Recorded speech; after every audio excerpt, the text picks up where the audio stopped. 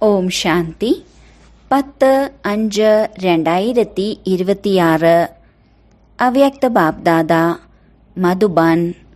Revise course 30-1-2010.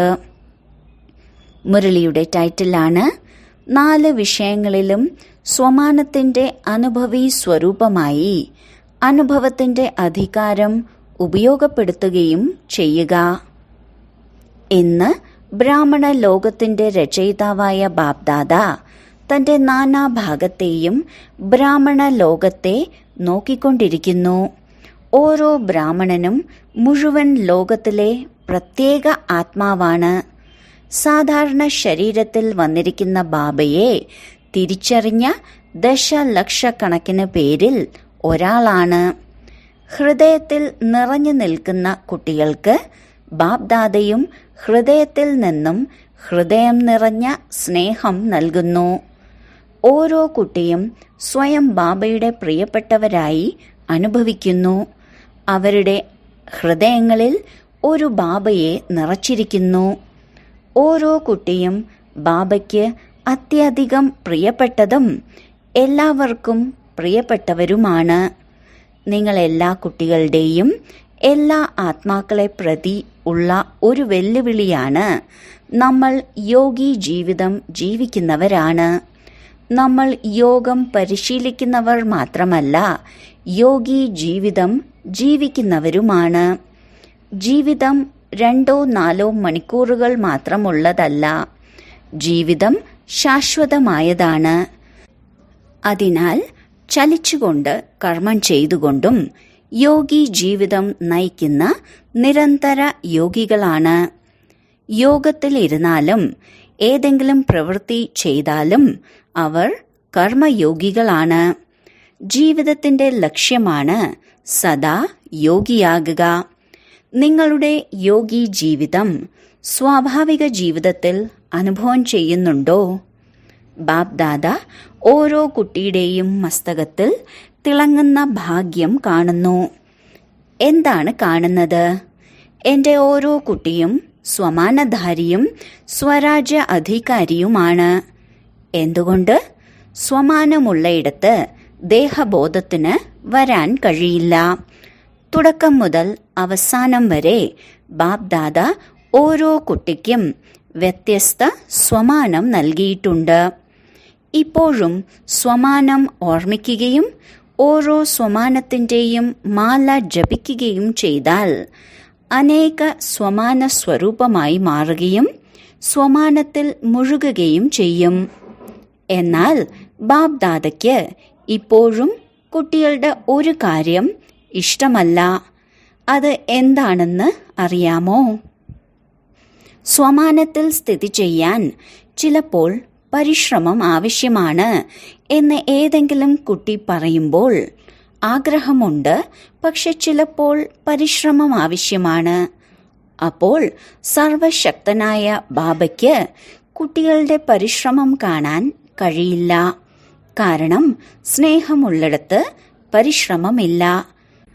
പരിശ്രമമുള്ളിടത്ത് സ്നേഹക്കുറവുണ്ട്. ഇന്ന് അമൃതവേളയിൽ ബാപ്ദാദ ഇന്ത്യയിലും വിദേശത്തും എല്ലായിടത്തും ബ്രാഹ്മണരെ സന്ദർശിച്ചു. എന്താണ് കണ്ടത്? ചില കുട്ടികൾ സ്വമാനത്തിലിരിക്കുന്നു. ബാപ്ദാദയുടെ ഹൃദയ സിംഹാസനത്തിലിരിക്കുന്നുവെന്ന് ചിന്തിക്കുകയും സ്വമാനത്തിൽ സ്ഥിതി ചെയ്യുന്നതിനുള്ള പുരുഷാർത്ഥം ചെയ്യുകയും ചെയ്യുന്നു. എന്നാൽ എന്ത് പോരായ്മകളാണ് കണ്ടത്? സ്വമാനം ഓർമ്മയുണ്ട്, അതിനെക്കുറിച്ച് ചിന്തിക്കുന്നു. പക്ഷെ സ്വമാനത്തിന്റെ സ്വരൂപമായി, അനുഭവി മൂർത്തിയായി, അനുഭവത്തിന്റെ അധികാര സ്വരൂപമാകുന്നതിൽ കുറവ് കാണുന്നുണ്ടായിരുന്നു. കാരണം നിരവധി അധികാരങ്ങളുണ്ട്.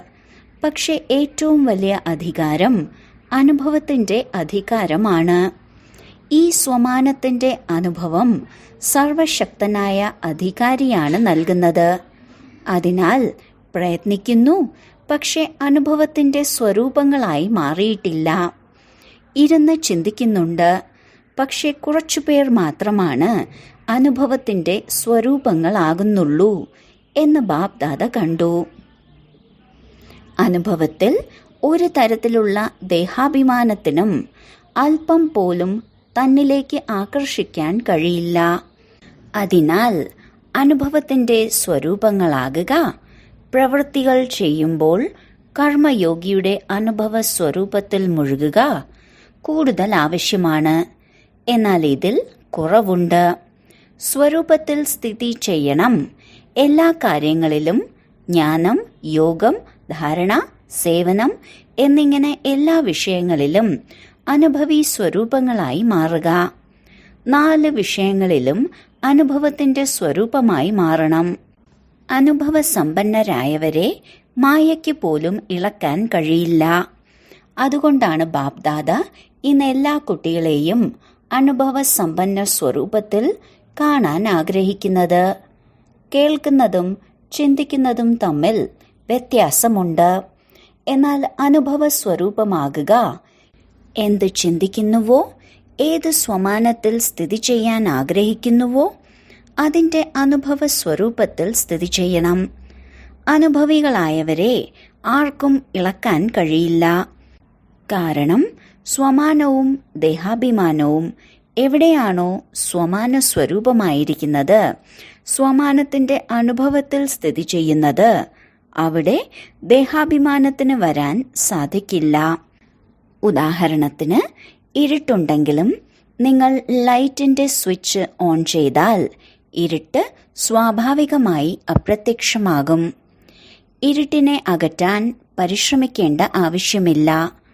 അതുപോലെ സ്വമാനത്തിന്റെ ഇരിപ്പിടത്തിൽ അനുഭവത്തിന്റെ സ്വിച്ച് ഓൺ ആകുമ്പോൾ ഒരു തരത്തിലുള്ള ദേഹാഭിമാനവുമില്ല. വ്യത്യസ്ത തരം ദേഹാഭിമാനമുണ്ട്. ബാബ വ്യത്യസ്ത തരം സ്വമാനം നൽകിയിട്ടുണ്ട്. സ്വമാനമറിയാം, പുരുഷാർത്ഥവും ചെയ്യുന്നു. എന്നാൽ അനുഭവത്തിന്റെ പുരുഷാർത്ഥം ചെയ്യുന്നതും അനുഭവി സ്വരൂപമാകുന്നതും തമ്മിൽ വ്യത്യാസമുണ്ട്. അതുകൊണ്ടാണ് പരിശ്രമിക്കേണ്ടി വരുന്നത്. സമയത്തിനനുസരിച്ച് ബാബയ്ക്ക് സമാനമാകുന്നതിന്റെ ലക്ഷ്യം നിറവേറ്റുമ്പോൾ ബാപ് ദാദയ്ക്ക് ഇപ്പോൾ ഈ പരിശ്രമം ഇഷ്ടപ്പെടുന്നില്ല. ഓരോരുത്തരും സ്വയം പരിശോധിക്കണം. ഞാൻ കർമ്മയോഗി ജീവിതം ജീവിക്കുന്നുണ്ടോ? ജീവിതം സ്വാഭാവികവും ശാശ്വതവുമാണ്. ചിലപ്പോൾ മാത്രമല്ല. യോഗി ജീവിതത്തിന്റെ ലക്ഷ്യവും അനുഭവി മൂർത്തി ആകുന്നതിന്റെ ലക്ഷ്യവും പൂർത്തിയാക്കുന്ന അനുഭവി സ്വരൂപമാകുക.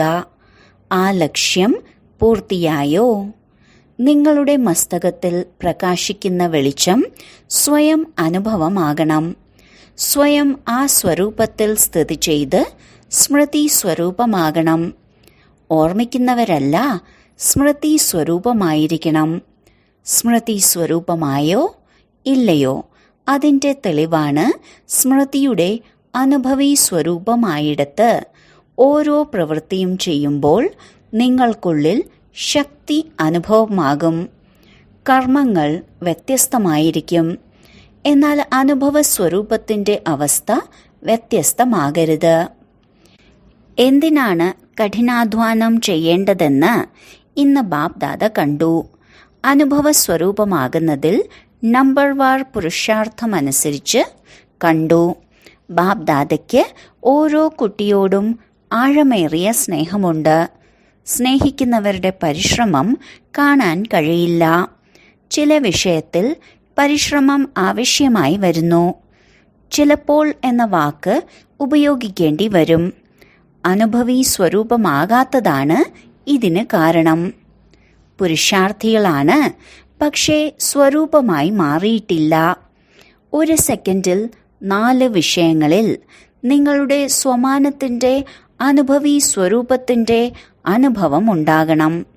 ദേഹാഭിമാനത്തിന് അടുത്തെത്താൻ കഴിയില്ല.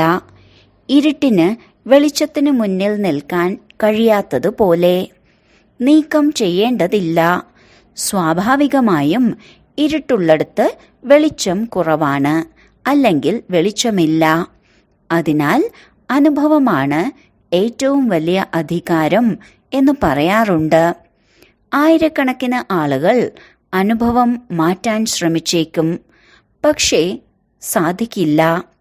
നിങ്ങൾ പഞ്ചസാര രുചിച്ച് അത് മധുരമാണെന്ന് മനസ്സിലാക്കിയതുപോലെ ആയിരക്കണക്കിന് ആളുകൾ നിങ്ങളെ മാറ്റാൻ ശ്രമിച്ചാൽ മാറ്റമുണ്ടാകുമോ?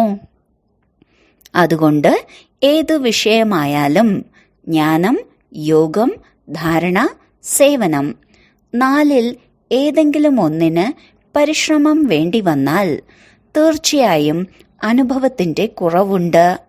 സേവനത്തിന്റെ സഫലത, ധാരണയിൽ സ്വഭാവ സംസ്കാരത്തിന്റെ പരിവർത്തനം, യോഗത്തിൽ അചഞ്ചലമായിരിക്കുക, ഒരു യോഗി ജീവിതം അനുഭവിക്കുന്നതിൽ എവിടെ പരിശ്രമമുണ്ടോ, അല്ലെങ്കിൽ ചിലപ്പോൾ എന്ന് പറയുന്നുണ്ടെങ്കിൽ അതിനർത്ഥം ആ വിഷയത്തിൽ അനുഭവത്തിന്റെ മൂർത്തിയായി മാറിയിട്ടില്ല എന്നാണ്. അനുഭവം ചിലപ്പോഴൊക്കെ ഉണ്ടാകുന്നതല്ല, സ്വാഭാവിക സ്വഭാവമാണ്. ഇപ്പോൾ പരിശ്രമിക്കുന്നതിന്റെ കാരണം എന്താണ്? അനുഭവത്തിന്റെ ഇരിപ്പിടത്തിലിരിക്കുമ്പോൾ ഏതെങ്കിലും വരദാനത്തിന്റെ സ്വരൂപത്തിന്റെ അനുഭവിയായി അനുഭവം ചെയ്യുമ്പോഴെല്ലാം ആ സമയത്ത് പരിശ്രമിക്കേണ്ടി വരുന്നില്ല. സ്വാഭാവികമായി അനുഭവം ഉണ്ടാകുന്നു. അതിനാൽ ഇപ്പോൾ സമയമനുസരിച്ച് എല്ലാം പെട്ടെന്ന് സംഭവിക്കണം. പറഞ്ഞതിന് ശേഷം സംഭവിക്കേണ്ടതില്ല. ഇപ്പോൾ പ്രകൃതിയുടെ പെട്ടെന്നുള്ള കളി നടക്കുന്നതുപോലെ അത് ഇപ്പോൾ ആരംഭിച്ചു. ഭൂകമ്പം ഉണ്ടാകുന്നതുപോലെ പെട്ടെന്ന് പുതിയ കാര്യങ്ങൾ സംഭവിക്കുന്നു. ലക്ഷക്കണക്കിന് ആത്മാക്കൾ ചുരുങ്ങിയ സമയത്തിനുള്ളിൽ പോയി. നാളെ ഞങ്ങൾ ഉണ്ടാകുമോ ഇല്ലയോ എന്നവർക്ക് അറിയുമായിരുന്നോ? അത്തരം നിരവധി അപകടങ്ങൾ വ്യത്യസ്ത സ്ഥലങ്ങളിൽ പെട്ടെന്ന് സംഭവിക്കാൻ തുടങ്ങിയിട്ടുണ്ട്. ഒരേ സമയം നിരവധി ആളുകളുടെ ടിക്കറ്റ് കട്ടാകുന്നുണ്ട്. അപ്പോൾ അത്തരമൊരു സമയത്ത് നിങ്ങൾ എപ്പോഴും തയ്യാറാണോ? പുരുഷാർത്ഥം ചെയ്തുകൊണ്ടിരിക്കുകയാണെന്ന് പറയുകയില്ലല്ലോ. എപ്പോഴും തയ്യാറാണ്. എന്നാൽ നിങ്ങൾ ഏതെങ്കിലും വരദാനമോ സ്വമാനത്തിന്റെ സങ്കല്പം ചെയ്യുമ്പോൾ അതിന്റെ സ്വരൂപമായി മാറി ഏത് വരദാനത്തെയും ഫലവത്താക്കി വരദാനത്തിന്റെയോ സ്വമാനത്തിന്റെ സ്വരൂപത്തിന്റെയോ അനുഭവിയാകാൻ കഴിയുന്നുണ്ടോ? അതുകൊണ്ടാണ് ബാപ്ദാദ ഇന്ന് നിങ്ങളുടെ ശ്രദ്ധ ക്ഷണിക്കുന്നത്. അങ്ങനെയായി മാറണം. പരിശ്രമിക്കുന്നു. പരിശ്രമിക്കേണ്ടി വന്നാൽ, കാരണം ദീർഘകാലത്തെ പരിശീലനം സമയമാകുമ്പോൾ സഹായിക്കും. അനുഭവത്തിന്റെ അധികാരം നിങ്ങൾ എല്ലാവർക്കും സർവശക്തനായ അധികാരി നൽകിയിട്ടുള്ളതിനാൽ പുരുഷാർത്ഥിയല്ല, അനുഭവിയാണ്. ദേഹബോധത്തിൽ നിങ്ങൾ അനുഭവ സമ്പന്നരായിരിക്കുന്നത് പോലെ ഞാൻ ഇന്നയാളാണ് എന്ന് പറഞ്ഞുകൊണ്ട് നിങ്ങളുടെ ദേഹബോധം ഓർമ്മിപ്പിക്കേണ്ടി വരുന്നുണ്ടോ? നിങ്ങളുടെ ശരീരത്തിനാണ് പേര് നൽകിയിട്ടുള്ളത്. അപ്പോൾ ദേഹമുള്ളവരായി മാറി. ഞാൻ ഇന്നയാളാണ്, നീ ഇന്നയാളല്ല, നീ ഇതാണ് എന്ന് ആയിരക്കണക്കിന് ആളുകൾ പറഞ്ഞാലും നിങ്ങളുടെ പേര് മാറ്റിയാലും നിങ്ങളത് സമ്മതിക്കുമോ? നിങ്ങളുടെ പേര് മറക്കുമോ? ജനിക്കുമ്പോൾ ലഭിച്ച പേര്, ആ ദേഹബോധം വളരെ ഉറച്ചതും സ്വാഭാവികവുമാണ്. വേറെ ആരെയെങ്കിലും നിങ്ങളുടെ പേരിൽ വിളിച്ചാൽ നിങ്ങളെയല്ല, നിങ്ങളുടെ പേരുള്ള ആളെയാണ് വിളിക്കുന്നത്. പേര് കേട്ടയുടനെ നിങ്ങളുടെ ശ്രദ്ധ അവിടേക്ക് പോകും. എന്നെയാണോ വിളിക്കുന്നത്? കാരണം ദേഹബോധം അത്രത്തോളം ഉറച്ചതായി. അതുപോലെ ദേഹി അഭിമാനി, സ്വമാനധാരി, സ്വരാജ്യാധികാരി അത്രയും ഉറച്ചതാകണം. നമ്മുടെ ജീവിതം പരിവർത്തനമാണ് എന്ന് നിങ്ങൾ പറയുന്നു. അപ്പോൾ നിങ്ങൾ എന്ത് പരിവർത്തനമാണ് ചെയ്തത്? ദേഹബോധത്തിൽ നിന്ന് സ്വമാനവും സ്വരാജ്യ അധികാരിയുമായി മാറിയിരിക്കുന്നു. അതിനാൽ ജ്ഞാനസ്വരൂപമായി മാറിയിട്ടുണ്ടോ? അതോ ജ്ഞാനം കേൾക്കുകയും കേൾപ്പിക്കുകയും ചെയ്യുന്നവരാണോ എന്ന് പരിശോധിക്കുക. ജ്ഞാനമെന്നാൽ അറിവ് എന്നാണ്. അറിവിന്റെ പ്രായോഗിക രൂപമാണ്. അറിവിനെ പറയുന്നത് അറിവ് പ്രകാശമാണ്, അറിവ് ശക്തിയാണ്. അതിനാൽ ജ്ഞാനസ്വരൂപമാകുക എന്നാൽ നിങ്ങൾ ചെയ്യുന്ന ഏത് പ്രവൃത്തിയും പ്രകാശവും ശക്തിയും നിറഞ്ഞതായിരിക്കും. അത് യഥാർത്ഥമായിരിക്കും. ഇതിനെയാണ് ജ്ഞാനസ്വരൂപമാകുക എന്നു പറയുന്നത്. ജ്ഞാനം കേൾപ്പിക്കുന്നവരല്ല, പകരം ജ്ഞാനസ്വരൂപമായിരിക്കും. യോഗസ്വരൂപത്തിന്റെ അർത്ഥമാണ് കർമ്മേന്ദ്രിയങ്ങളെ ജയിക്കുന്നവരാകുക, എല്ലാ കർമ്മേന്ദ്രിയങ്ങളുടെയും സ്വരാജ്യ അധികാരി. ഇതിനെയാണ് യോഗി എന്നു പറയുന്നത്. അതായത് വിവേകപൂർണമായ ജീവിതം. ഇതുപോലെ ജ്ഞാനയോഗത്തിന്റെ സ്വരൂപമാണെങ്കിൽ സ്വാഭാവികമായി ഓരോ ഗുണത്തിന്റെയും ധാരണ ഉണ്ടാകും. ഇപ്പോഴും സേവനം സ്വാഭാവികമായി നടക്കും. സമയത്തിനനുസരിച്ച് മനസ്സാ സേവനവും വാക്കുകളുടെ സേവനവും കർമ്മണാ സേവനവും സ്നേഹസംബന്ധത്തിൽ ചെയ്താലും സേവനം എല്ലായ്പ്പോഴും അഖണ്ഡമായി നടന്നുകൊണ്ടിരിക്കും. സംബന്ധ സമ്പർക്കത്തിലും സേവനം നടക്കുന്നു. ബ്രാഹ്മണ കുടുംബത്തിലെ നിങ്ങളുടെ സഹോദരനോ സഹോദരിയോ അല്പം നിരാശരാണെങ്കിൽ, പുരുഷാർത്ഥത്തിൽ അല്പം മടിയരാണെങ്കിൽ, ഏതെങ്കിലും സംസ്കാരത്തിന് വശപ്പെട്ടിരിക്കുകയാണെങ്കിൽ, അങ്ങനെ സമ്പർക്കത്തിലിരിക്കുന്ന ആത്മാക്കൾക്ക് നിങ്ങൾ ഉത്സാഹവും പ്രോത്സാഹനവും നൽകി, സഹയോഗം നൽകി, സ്നേഹം നൽകി. ഇതും നിങ്ങളുടെ സേവനത്തിന്റെ പുണ്യം ശേഖരിക്കുന്നു. വീണുപോയവരെ ഉയർത്തുന്നത് പുണ്യമായാണ് പാടിയിരിക്കുന്നത്. അതിനാൽ സംബന്ധ സമ്പർക്കങ്ങളിൽ സേവനം ചെയ്യുന്നതാണ് സത്യമായ സേവാധാരിയുടെ കടമ. സേവനം സ്വീകരിക്കുകയോ നൽകുകയോ ചെയ്യുന്നത് മാത്രമല്ല സേവനം. മനസ്സാ വാചാ കർമ്മണ സംബന്ധ സമ്പർക്കത്തിൽ സേവനം സ്വാഭാവികമായി നടക്കണം. പലപ്പോഴും ബാബ്ദാദ കണ്ടിട്ടുണ്ട്, സമ്പർക്കത്തിൽ ചില കുട്ടികളുടെ സ്വഭാവവും സംസ്കാരങ്ങളും അല്പം വേണ്ടതുപോലെ ആകുന്നില്ല. പക്ഷേ ഇവർ ഇങ്ങനെയാണ്, ഇവർ മാറാൻ പോകുന്നില്ല, ഇവരുടെ സേവനം ചെയ്യുന്നത് സമയം പാഴാക്കലാണ്. ഇങ്ങനെ സങ്കൽപ്പിക്കുന്നത് ശരിയാണോ? പ്രകൃതിയെ പോലും സത്തോ പ്രധാനമാക്കാൻ പോകുന്നവരാണ് നമ്മൾ എന്ന് നിങ്ങൾ സമ്മതിക്കുന്നു. പ്രകൃതിയെയും അവർ മനുഷ്യാത്മാക്കളാണ്. ബ്രാഹ്മണൻ എന്ന് വിളിച്ചാലും സംസ്കാരങ്ങൾക്ക് വശപ്പെട്ടിരിക്കുകയാണ്. പ്രകൃതിയുടെ സംസ്കാരങ്ങൾ മാറ്റാൻ വെല്ലുവിളിക്കുമ്പോൾ അത് പ്രകൃതിയിലുള്ള പുരുഷനാണ്, ആത്മാവാണ്, നിങ്ങളുടെ സംബന്ധത്തിലുള്ളതാണ്. അതിനാൽ സത്യമായ സേവാധാരി അവരുടെ സേവനത്തിന്റെ പുണ്യം ശേഖരിക്കുന്നതിനായി ശുഭഭാവന തീർച്ചയായും വയ്ക്കും. ഇവർ ഇങ്ങനെ തന്നെയാണ്, അത് മാറുകയില്ല. ഇത് ശുഭഭാവനയല്ല, ഇത് സൂക്ഷ്മമായ വെറുപ്പിന്റെ ഭാവനയാണ്. എന്നിരുന്നാലും നമ്മുടെ സഹോദരീ സഹോദരന്മാരാണ്. എന്റെ ബാബ എന്ന് പറഞ്ഞില്ലേ? സത്യമായ സേവാധാരി ശുഭഭാവന നൽകുന്നതിന്റെ സേവനത്തിലും പുണ്യം നേടും. വീണുപോയവരെ താഴ്ത്തുകയല്ല, അവരെയും ഉയർത്തണം. സഹയോഗം നൽകുന്നതിനെയാണ് സത്യമായ സേവാധാരി, പുണ്യാത്മാവ് എന്ന് പറയുന്നത്. അതിനാൽ സ്വയം ഇതുപോലെ പരിശോധിക്കുക. സേവനത്തിനായി ഇത്രയധികം ഉന്മേഷവും ഉത്സാഹവും ഉണ്ടോ? ഇതിനെയാണ് അനുഭവത്തിന്റെ അധികാരം എന്ന് വിളിക്കുന്നത്. ഇപ്പോൾ ബാബ്ദാദ ആഗ്രഹിക്കുന്നത് ഇതാണ്, അനുഭവി മൂർത്തി ആകൂ, അനുഭവത്തിന്റെ അധികാരം പ്രായോഗികമാക്കുക. 4 വിഷയങ്ങളിലും ആരാണോ അനുഭവീ സ്വരൂപമായി അനുഭവത്തിന്റെ അധികാരം ഉപയോഗിക്കുകയും ചെയ്യുന്നവർ, ഏതെങ്കിലും പോരായ്മകളെ ഇല്ലാതാക്കുന്നത് ഇത്രയധികം സ്വയം ശ്രദ്ധിക്കുന്നവർ കൈ ഉയർത്തുക. മനസ്സിന്റെ കൈ ഉയർത്തുകയാണ്, അല്ലേ? ശരീരത്തിന്റെ കൈയല്ല, മറിച്ച് നിങ്ങളുടെ മനസ്സിന്റെ കൈ ഉയർത്തുക. മനസ്സിന്റെ കൈ ഉയർത്തുക.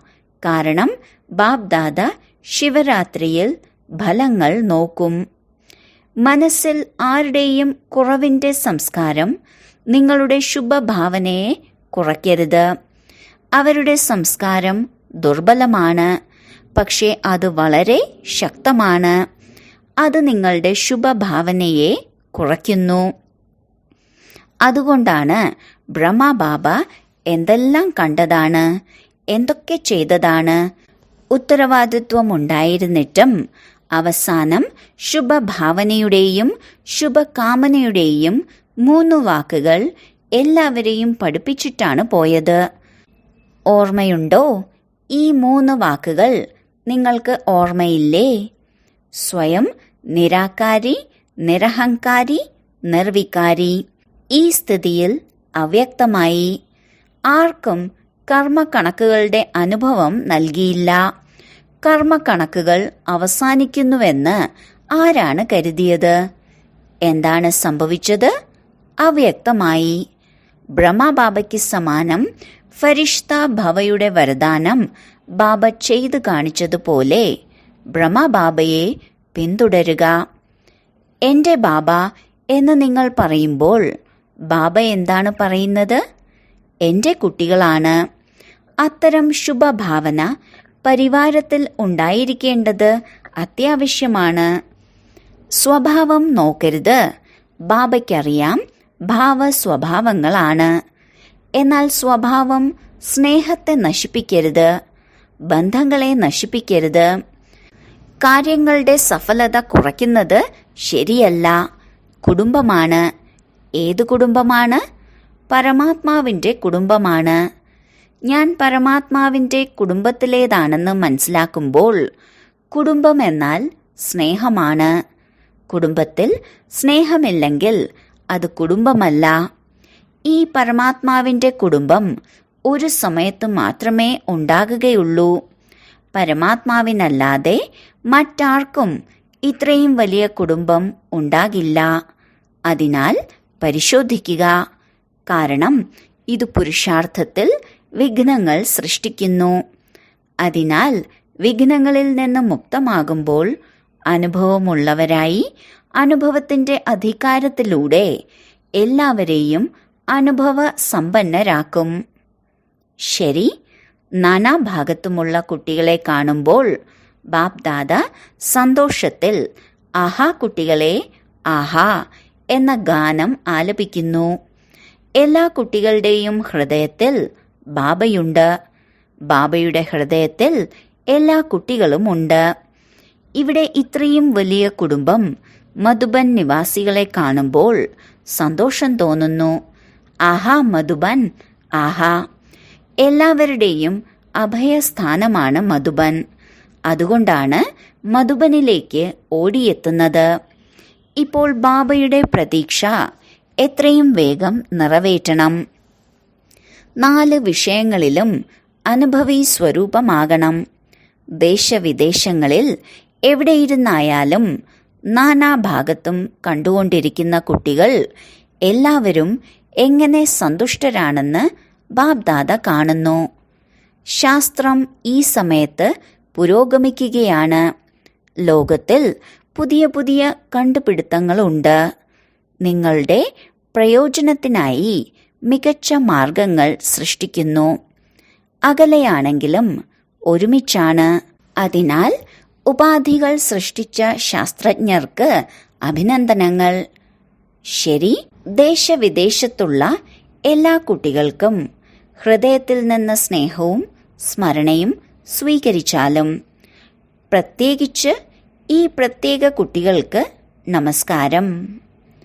വരദാനം: ജ്ഞാനത്തിന്റെ പ്രകാശത്തിലൂടെ പുരുഷാർത്ഥത്തിന്റെ മാർഗം സഹജവും സ്പഷ്ടവുമാക്കുന്ന ഫരിഷ്ത സ്വരൂപമായി ഭവിക്കട്ടെ. ഫരിഷ്തയുടെ ജീവിതത്തിൽ പ്രകാശവും ശക്തിയും വ്യക്തമായി കാണപ്പെടുന്നു.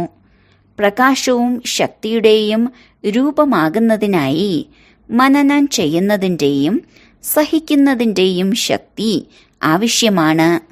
മനസ്സിന് മനനശക്തിയും വാക്കിനും കർമ്മത്തിനും സഹനശക്തിയും ധാരണ ചെയ്യൂ. അപ്പോൾ പറയുന്ന വാക്കുകളും ചെയ്യുന്ന പ്രവൃത്തിയും അതിനനുസൃതമായിരിക്കും. ഈ 2 ശക്തികളും ഉണ്ടെങ്കിൽ പുരുഷാർത്ഥത്തിന്റെ മാർഗം സഹജവും സ്പഷ്ടവുമാകും. സ്ലോഗൻ: വ്യർത്ഥ സംസാരം നിരവധി പേരെ അസ്വസ്ഥരാക്കുന്നതാണ്.